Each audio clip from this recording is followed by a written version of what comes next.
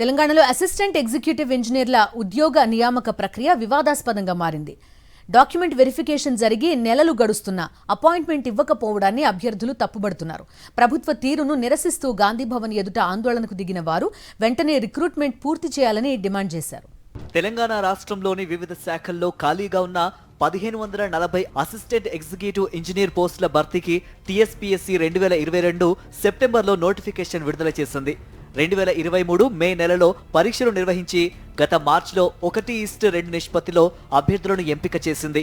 Certificate verification పూర్తి చేసి documentation జరిగిన నియామక ప్రక్రియ మాత్రం పూర్తి కాలేదు. దీన్ని నిరసిస్తూ అసిస్టెంట్ ఎగ్జిక్యూటివ్ ఇంజనీర్స్ అభ్యర్థులు గాంధీ భవన్ ను ముట్టడించారు. వెంటనే తమకు న్యాయం చేసి రిక్రూట్మెంట్ ప్రక్రియ పూర్తి చేయాలంటూ కాంగ్రెస్ పార్టీ ప్రధాన కార్యాలయం ఎదుట మోకాళ్లపై కూర్చొని నిరసన తెలిపారు. ఎన్నిసార్లు మంత్రులు అధికారులకు వినతి పత్రాలు ఇచ్చినా ఫలితం లేకుండా పోయిందని ఆందోళన చేపట్టారు.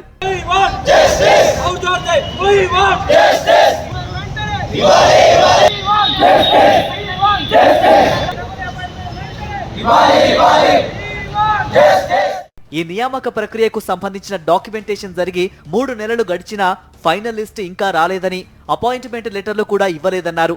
పేపర్ లీకేజీ బాధితుల్లో తాము కూడా ఉన్నామని, ఇప్పటికైనా తమను పట్టించుకోవాలని ఏడబ్ల్యూఏ అభ్యర్థులు ఆవేదన వ్యక్తం చేశారు. మా నోటిఫికేషన్ సెప్టెంబర్ 2022లో వచ్చింది. మా ఫస్ట్ ఎగ్జామ్ వచ్చేసి జనవరి 2023లో రాసాము.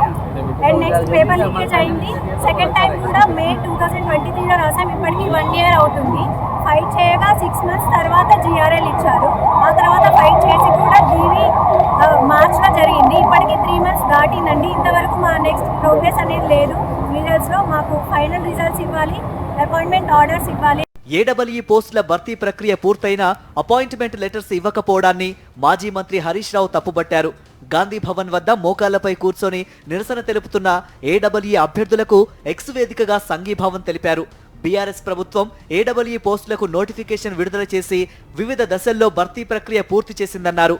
కాంగ్రెస్ ప్రభుత్వం ఇప్పటికైనా స్పందించి అభ్యర్థులకు వెంటనే నియామక పత్రాలు